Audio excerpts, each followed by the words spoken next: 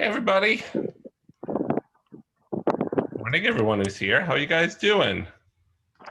Good morning, Brian. Good morning. How's everybody's holiday starting? It's a beautiful day. Where are you? Creve Coeur Park. Okay. I'm multitasking. That must be nice to be outside. What's that? Must be nice to be outside.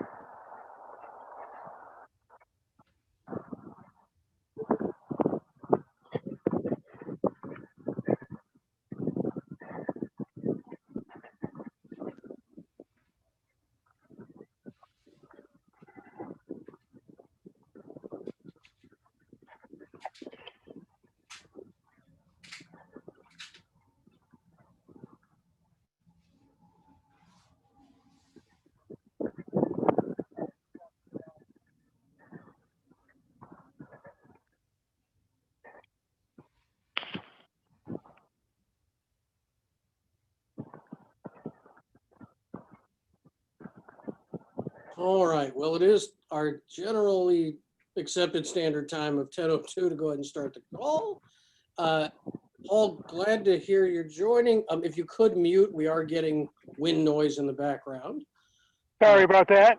Not a problem. So welcome everybody. And thanks for joining us in between the holidays. Hope everyone's New Year's off to a good start. I have, as usual, nothing in particular, unless anyone has any questions for me. Hearing none. Anybody? Nope. Well, there you go. Well, then we'll get to the actual meat of the call. We'll turn it over to Brian. Well, I'm just going to turn it over. I think that what we have is a lot of stuff in planning, which is appropriate for this time of year, as we all start to plan for the coming year. First of all, I hope everybody that celebrated the new year had a good and sweet new year. And for those of you who will be fasting this next week, I hope that it's a meaningful one. This week in between is a time for us to take stock in things and look towards the new year. And we have a couple of updates and things going on. I wanted to call on who had something that they wanted to share. Anybody? I know Don did. I think Nikki did, or Mindy. Are there? And there may be other people. Don, did you want to? Yeah, I'll just go ahead real quickly. Just making aware, I'll if you go to the Reuben Brown website, you'll find it.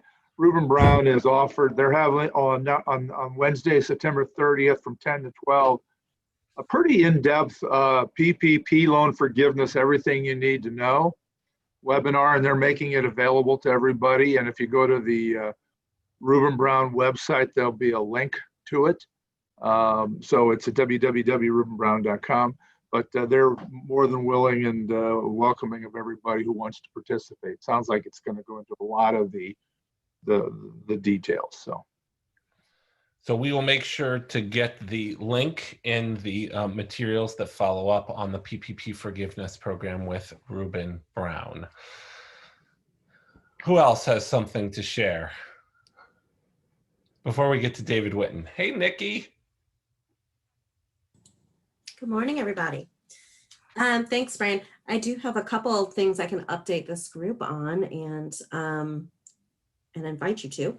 So we had our first scenario planning the scenario planning workshop series last week. Yeah, and we are looking forward to the second session this coming Tuesday evening. So just wanted to remind those of you who are involved with that about it. And we also are, as I think you are probably aware, we're having, we've invited the folks from Brandeis that did the study for us to come join this during this meeting time on October 15th. So please be aware of that. We'll have guests from Brandeis University sharing with us the results. That was a study that involved over 1,200 survey participants from the St. Louis area, looking at how families and individuals have been affected by COVID pandemic and how they've interacted with and found support from the Jewish community during this time. So it's been a really interesting process to be working with them. They're fantastic. And I've already heard them present a couple times on this, and it's really interesting. I think you'll be interested in the findings. So please plan on being here at 10 o'clock on October 15th for that presentation. We've got a couple other things that we're working on that have come out of our needs assessment and planning. In the planning steps, one of them is, as you know, from our needs assessment, one of the things that kind of rose to the top as a challenge in our community is around supporting the early childhood centers. And we've done work before at Federation around how important the early childhood centers are to our community, both to provide that early education and support for families, but also to engage families and children Jewishly. And so we've worked for a long time in supporting them. They've been faced with incredible challenges with COVID, as you can imagine. They are all up and running and open and doing a great job serving our community, but it's been difficult, and they're facing a lot of challenges and different circumstances. So through Marcy in our engagement department, she has been kind of facilitating and convening the early childhood directors for a long time. And we wanted to open up that table to include more people, more brains, and more perspectives to get kind of just a different take on things and come up with some strategies together. So we've invited the early childhood directors, the organizational executives, the senior rabbis, and the board presidents to come together. And that's taking place next Tuesday. So some of you are involved with that. So just wanted to make everybody kind of aware that it's happening. And encourage those who have received an invitation to participate to come to that table together. I think it'll be really, I think it's just a good opportunity to bring together all these different stakeholders and think together. And Nanette Fredman, who facilitated our session in August, is going to facilitate that roundtable for us. So we're excited about that coming up next week.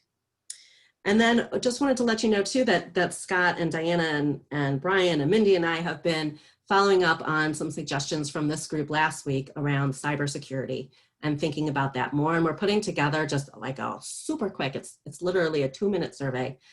So I think we'll hold off on, I didn't talk to others about this yet, but I think we'll hold off on sending that until after next week, after the holidays, get people's attention.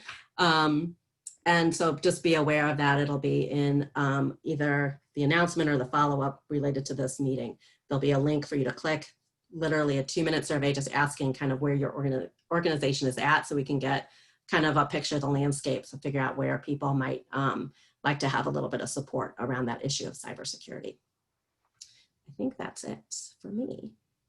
Thanks, Nikki. And thanks to all of you. This idea of cybersecurity came up a couple weeks ago. I think we started moving forward with some plans maybe to address it, and then realized it's a pretty big topic, and we don't really understand exactly what the needs are that you guys have, because there's so many different kinds of organizations and how you're structured and what kinds of pieces of it that you, so we felt it was really important to get that information from you guys. Like Nikki said, we'll let the beginning of the high holidays pass before we send it out. It should only take a couple minutes, but it'll really give us a better sense of the issues that you collectively and individually are facing, so that we can bring together some resources that actually address your concerns. If they're individual concerns, we may be able to help direct you to places, but collectively, if we have concerns and things that we can address all together, or at least in large groups, we'd like to be able to do that.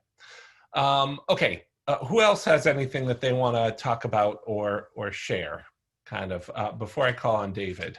Anybody? Because this is really, this isn't about the Federation's kind of agenda for things. This is our collective community agenda. Anything else that's going on or that people wanted to bring up or talk about?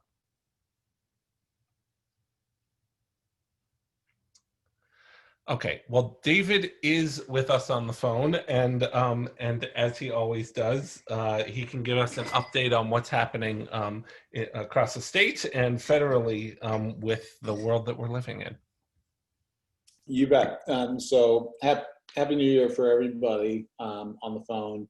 So I wanted to give a couple of different items that you might be interested in.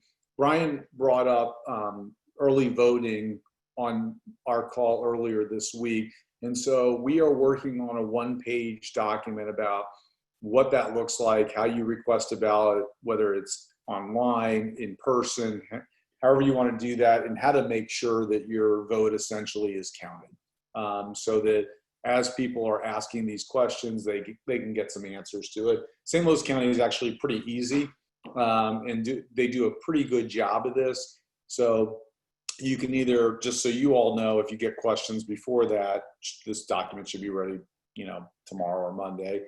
But you can request a ballot online, which will be mailed to you. And that's probably the easiest way to know that your request was received. You can request a ballot by mail, or you can vote early. You can go to polling stations and vote early. And I understand in St. Louis County, there's not long lines. It's pretty efficient. So there's multiple ways to be able to vote in this process. And I think, it certainly is always helpful to have that information. We'll have that for you. It'll be specific to St. Louis County, but I just don't know that it'll be all that different whether you live in the city or you live in St. Charles County, frankly. The second thing I wanted to kind of make you aware of, so we're going to start going into a phase of really significant conversations about vaccine distribution, how this is going to work, what populations are going to have access to it first, second, and third.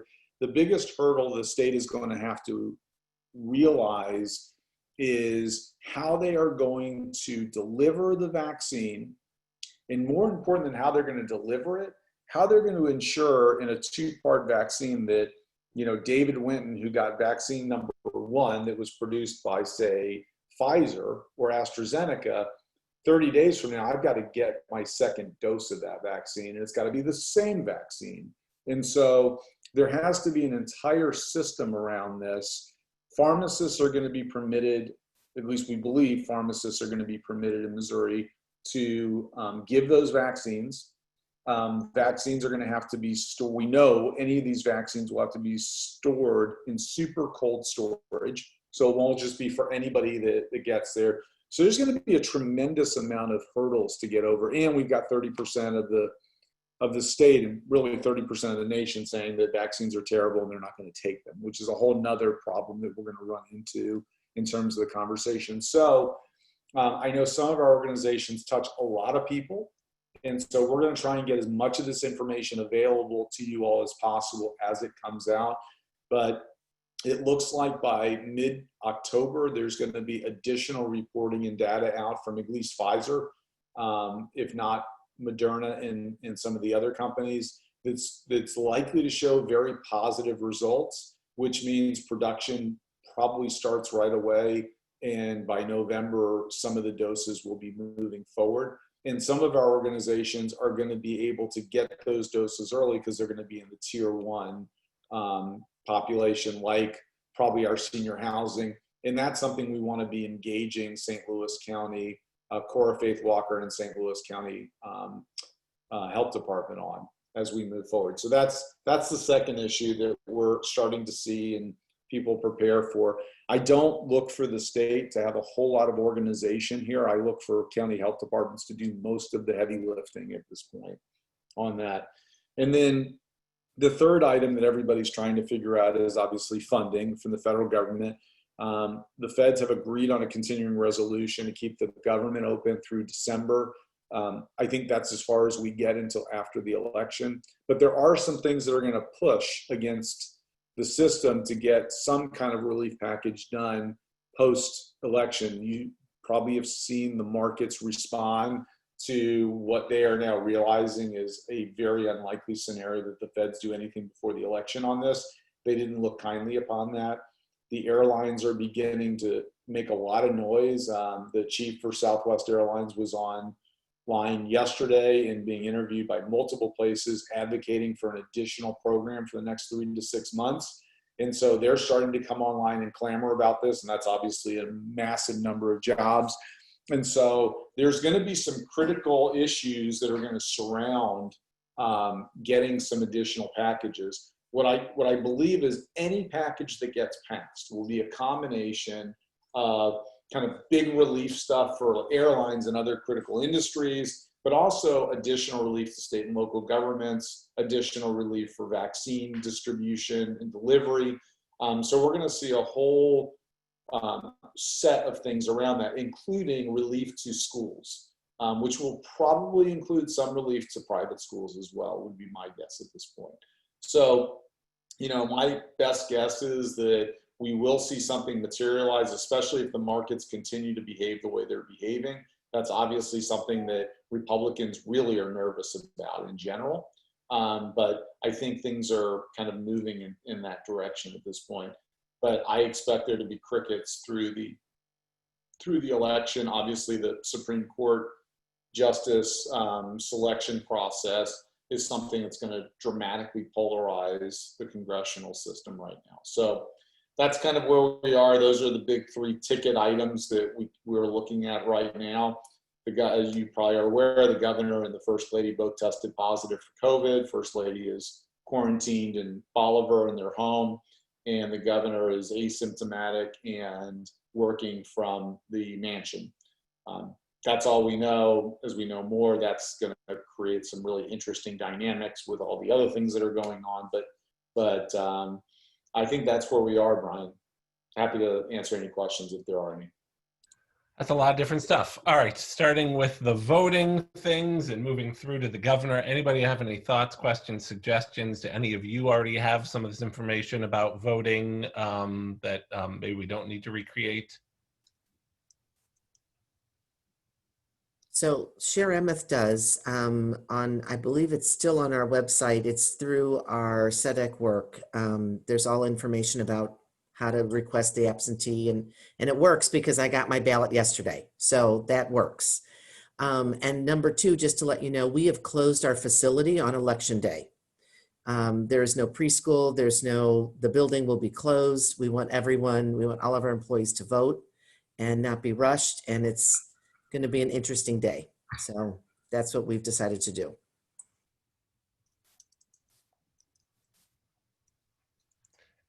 Any other questions for David or thoughts?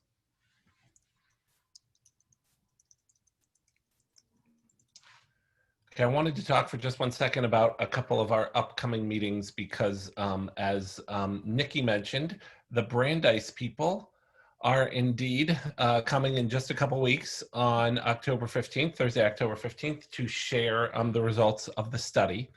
The next week, the week after that, we are going to have 3 people joining us. Brian Crawford, who is a partner at Colonial Consulting, a financial firm. Dr. Carol Baskin, who most of you know, and works for St. Louis County, helps manage St. Louis County. I'm actually doing this from memory, so correct me if I'm wrong. Health Services, and Cora Faith Walker, who works for Sam Page, to talk a little bit about how those industries or organizations, so government, health, the public health system, and kind of financial institutions, how they're looking at 2021. I wanted to do this not to give answers to anyone, because there are no answers anywhere around what's going to happen next year, but a couple of big kind of institutions, kind of sectors of our economy, and how they're looking and thinking about things, so that all of you can have a little bit, right, 10 to 15 minutes to hear and ask questions, and just use it for your own edification. And as you're starting to make your planning and budgeting and whatever else it is, it's always useful for us. We talk to each other. We're all in a pretty small bubble. It's always useful to get some perspective and input from people outside. So those 3 people are going to be coming. We'll be sending out some information about it. I encourage you, any of your leadership who want to be on that call, to listen, talk, ask questions. But really, it's an opportunity to provide everybody here with just a little different set of perspectives on how people are approaching 2021 and what they think might happen, and how that might impact, you know, the public health, government, and financial sectors, which obviously have an impact on each of us. So that, combined with the cybersecurity piece, and some of the other things, we do have a bunch of stuff coming up. I want to just take a minute now to just open it up and see if people have anything that they want to talk about.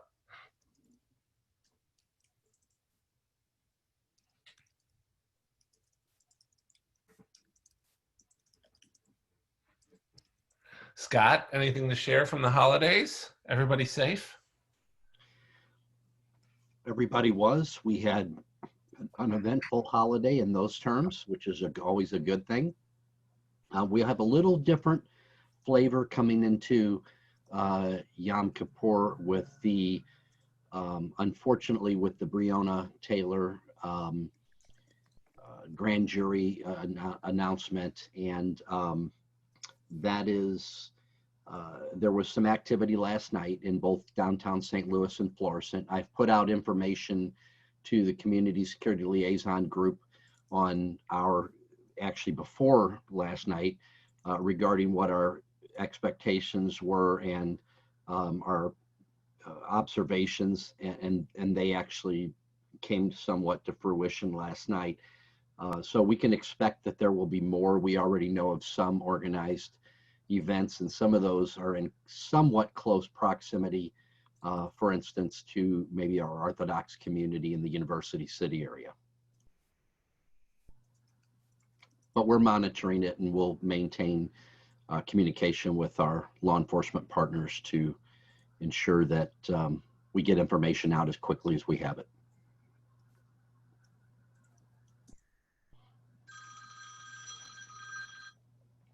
All right. Anybody else? Do we have anything else that we need to talk about? Share? Anybody want to tell a story about the holidays? Okay. I'll tell you all something, hopefully, I find exciting that should be happening soon. If you happen to be driving past the campus in the next few weeks, you may start to see trees coming down, scrub brush mostly, along chutes, and then a fence going up because the site work portion should start to begin on the Holocaust Museum expansion. So we're still working on the building part of it, but as far as the site work goes, that should begin in the coming weeks. And I just think it's going to be an amazing asset for our community to teach the lessons of the Holocaust and deal with these issues of hate and bigotry, and have a world-class experience in which to do it. So just thought I'd let you all know, if you see activity, that's what it is.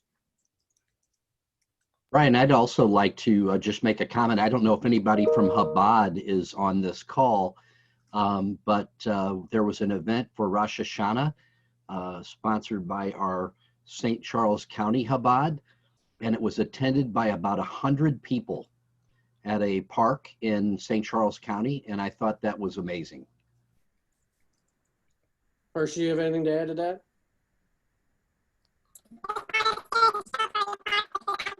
Wow. Hold on, Hershey. What? Something Whoa. is going on. Your audio is super Wrong with fast. the audio. You sound like a chipmunk. Try it again.